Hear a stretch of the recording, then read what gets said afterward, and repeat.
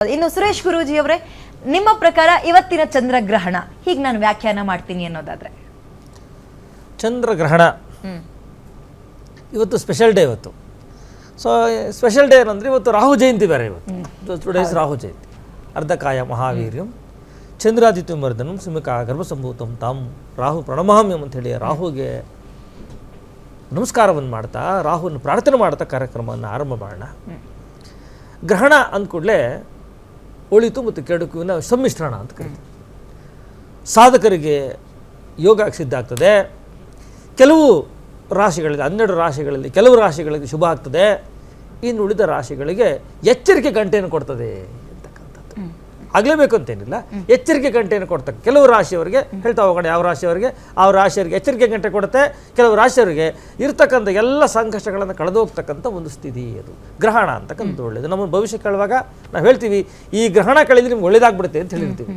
So ಹಾಗಾಗಿ ಆ ಕೆಲವು ರಾಶಿಗಳಿಗೆ ಶುಭ ಆಗ್ತದೆ, ಸಾಧಕರಿಗೆ ಸಿದ್ಧಿ ಆಗ್ತದೆ.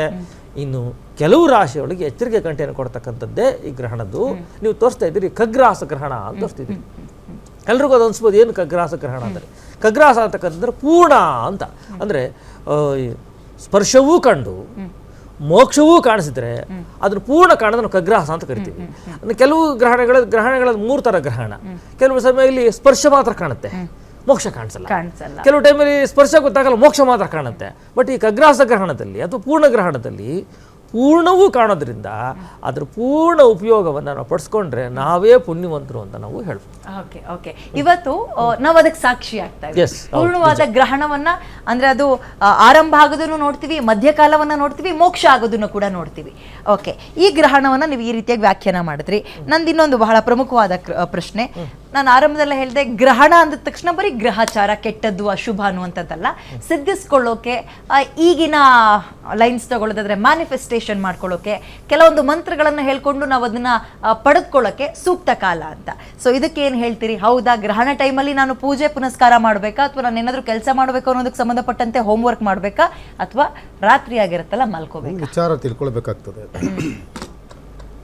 ಈಗಿನ ಕಾಲಮಾನದಲ್ಲಿ ತುಂಬ ಜನಗಳಿಗೆ ಆರೋಗ್ಯದಲ್ಲಿ ವ್ಯತ್ಯಾಸಗಳಾಗ್ತವೆ. ಹೌದು.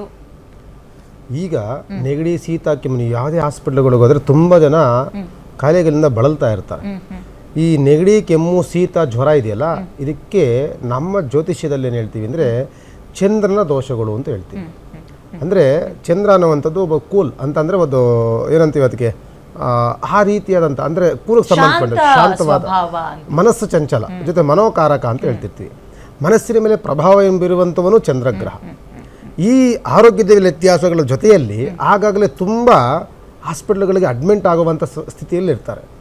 ಇಂಥವ್ರು ಅರ್ಥ ಮಾಡ್ಕೊಳ್ಬೇಕಾಗ್ತದೆ. ಈ ಗ್ಯಾರಂಟಿ ನ್ಯೂಸ್ ನೋಡ್ತಿರೋಂಥವ್ರು ಈ ಸಂದರ್ಭಗಳಲ್ಲಿ ನೀವು ಮೃತ್ಯುಂಜಯ ಜಪವನ್ನು ಮಾಡಬೇಕು. ಮೃತ್ಯುಂಜಯ ಜಪ, ಸರಿ. ಇದು ಮಾಡೋದ್ರಿಂದ ನಿಮಗೆ ಆರೋಗ್ಯ ಅಭಿವೃದ್ಧಿ, ಕಾಯಿಲೆಗಳಲ್ಲಿ ತುಂಬ ಗುಣ ಆಗುವಂಥ ವಾತಾವರಣಗಳನ್ನು ಈ ಗ್ರಹಣದ ಜಪದಲ್ಲಿ ಸಿಗುತ್ತೆ ನಿಮಗೆ.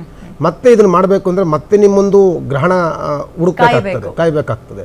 ಆದ್ದರಿಂದ ಇಂತಹ ಗ್ರಹಣ ಕಾಲವನ್ನು ನಾವು ಇಂತಹ ಆರೋಗ್ಯ ಅಭಿವೃದ್ಧಿಗೋಸ್ಕರವಾಗಿ, ಆರೋಗ್ಯ ಸಿದ್ಧಿಗೋಸ್ಕರವಾಗಿ ಇದಕ್ಕೆ ಜಪವನ್ನು ಮಾಡಿಕೊಳ್ಳುವಂಥದ್ದು. ಜೊತೆಯಲ್ಲಿ ಮೃತ್ಯುಂಜಯ ಜಪ, ಧನ್ವಂತರಿ ಜಪ ಮತ್ತು ಚಂದ್ರನ ಕುರಿತು ಜಪವನ್ನೇ ಮಾಡಿಕೊಳ್ಳುವಂಥದ್ದು. ಇದಕ್ಕೆ ಬಹಳವಾದಂಥ ಅನುಕೂಲವಾದಂಥ ದಿನ ಇದು.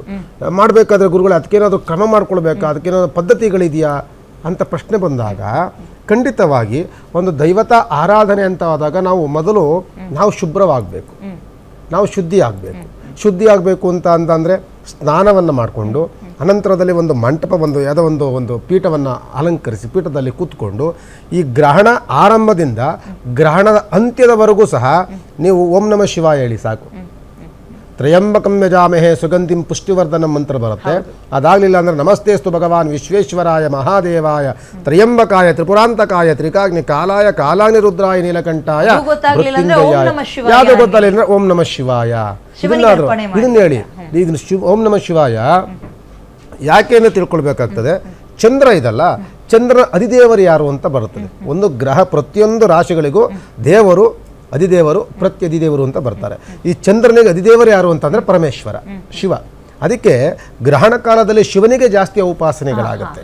ಆದ್ದರಿಂದ ಈ ಶಿವನಿಗೂ ಚಂದ್ರನಿಗೂ ಅವಿನಾಭಾವ ಸಂಬಂಧ ಇರೋದ್ರಿಂದ ನಿಮಗೆ ಆರೋಗ್ಯದಲ್ಲಿ ತೊಂದರೆ ಆಗಿದ್ದಂಥವರು ಈಗ ನೀವು ಅರ್ಚಕನ ಹುಡಬೇಕಾಗಿಲ್ಲ, ನೀವೇ ಸ್ವತಃ ನೀವೇ ಕೂತ್ಕೊಂಡು ಓಂ ನಮ ಶಿವಾಯ ಅಂತ ಮಂತ್ರವನ್ನು ಪಠಣವನ್ನು ಮಾಡ್ತಾ ಗ್ರಹಣ ಕಾಲ ಮುಗಿಯೋವರೆಗೂ ಸಹ ನೀವು ಇರಿ. ನಿಮ್ಮ ನೋಡಿಬೇಕು ನಿಮ್ಮ ಆರೋಗ್ಯ ಎಷ್ಟು ಸಿದ್ಧಿ ಆಗುತ್ತೆ, ನಿಮ್ಮ ಮನಸ್ಸು ಬಹಳ ಆಹ್ಲಾದಕರವಾಗಿರುತ್ತೆ. ಅದ್ಭುತವಾದ ಸಮಯ. ಈ ಸಮಯವನ್ನು ಖಂಡಿತ ಇದು ಸಂಜೀವಿನಿ ರೂಪದಲ್ಲಿ ನಿಮಗೆ ಆರೋಗ್ಯವನ್ನು ಕೊಡುತ್ತೆ. ಓಕೆ, ಇನ್ನು ಸುರೇಶ್ ಗುರುಜಿ, ಇವರು ಶ್ರೀನಿವಾಸ್ ಗುರುಜಿ ಹೇಳ್ತಾ ಇದ್ರು ಚಂದ್ರ ಮನಕಾರಕ ಅಂತ. ಖಂಡಿತ ಹೌದು, ಮನಕಾರಕನ ಜೊತೆಗೆ ಜಲಕಾರಕ ಕೂಡ ಹೌದು. ನಾವು ಚಂದ್ರನನ್ನ ಮನಕಾರಕ, ಜಲಕಾರಕ ಅಂತ ಕರಿತೀವಿ.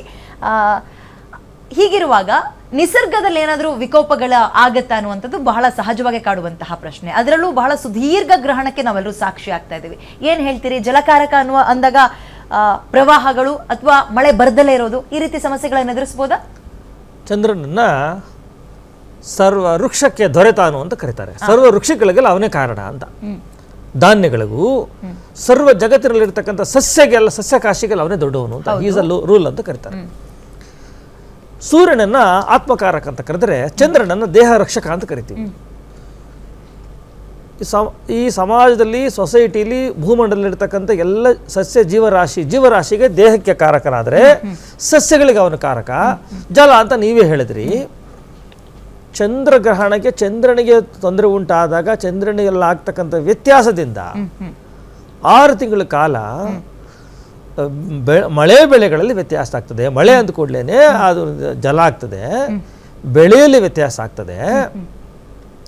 ಈಗ ಏನು ಇವತ್ತು ನಕ್ಷತ್ರದಲ್ಲಿ ಏನು ಗ್ರಹಣ ಆಗ್ತಾ ಇದೆಯೋ, ಈ ನಕ್ಷತ್ರವನ್ನು ನಾವು 6 ತಿಂಗಳ ಕಾಲ ಯಾವುದೇ ಶುಭ ಮುಹೂರ್ತಗಳಿಗೆ ಈ ನಕ್ಷತ್ರಗಳನ್ನು ಉಪಯೋಗಿಸೋದಿಲ್ಲ. ಆ ನಂತರ ಈ ನಕ್ಷತ್ರದಲ್ಲಿರತಕ್ಕಂಥ ಮಳೆ ಬೆಳೆಗಳೇನಾದರೂ ಇದ್ದರೆ ಅದು ತೊಂದರೆ ಆಗ್ತದೆ. ನಾವು ಭೂಮಂಡಲವನ್ನು ಕೂರ್ಮಚಕ್ರ ಬರಿತೀವಿ. ಆ ಕೂರ್ಮಚಕ್ರವನ್ನು ಬರೆದು ಕೂರ್ಮಚಕ್ರದಲ್ಲಿ ಈ ನಕ್ಷತ್ರ ಯಾವ ರಾಜ್ಯವನ್ನು, ಯಾವ ರಾಷ್ಟ್ರವನ್ನು ಹೇಳುತ್ತೋ ಅಲ್ಲಿ ತೊಂದರೆ ಆಗ್ತಕ್ಕಂಥದ್ದು. ಎಲ್ಲ ಕಡೆ ಆಗಲ್ಲ. ಈ ಅಂದರೆ ಕೂರ್ಮ ಚಕ್ರ ಅಂದರೆ, ಕೂರ್ಮ ಅಂದರೆ ಒಂದು ಆಮೆಯನ್ನು ಬರಿತೀವಿ.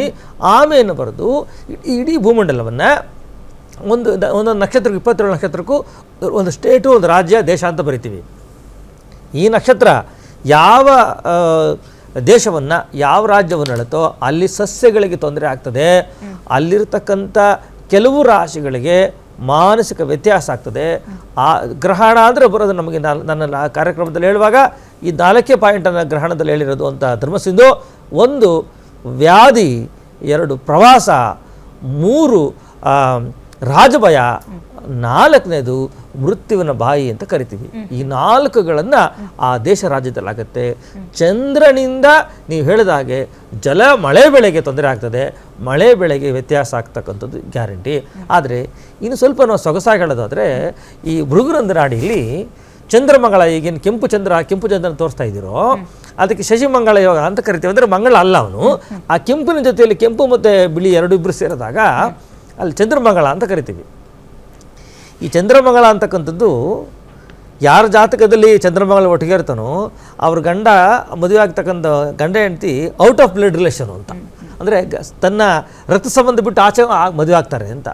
ಅದು ಒಂದಾದರೆ, 2ನೇದು ಅತ್ತೆ ಕಾಟ, ನಾದ್ನಿ ಕಾಟ, ಸೊಸೆ ಕಾಟ ಅಂತ ಯಾರು ಕರೆದರೆ ಅದಕ್ಕೆಲ್ಲ ಚಂದ್ರಮಂಗಳ ಜಾತಕದಲ್ಲಿದ್ದರೇ ಅವ್ರಿಗೆ, ಅಂದರೆ ಒಬ್ರಿಗೊಬ್ಬರು ಜೋರಿರ್ತಾರೆ ಅಂತ.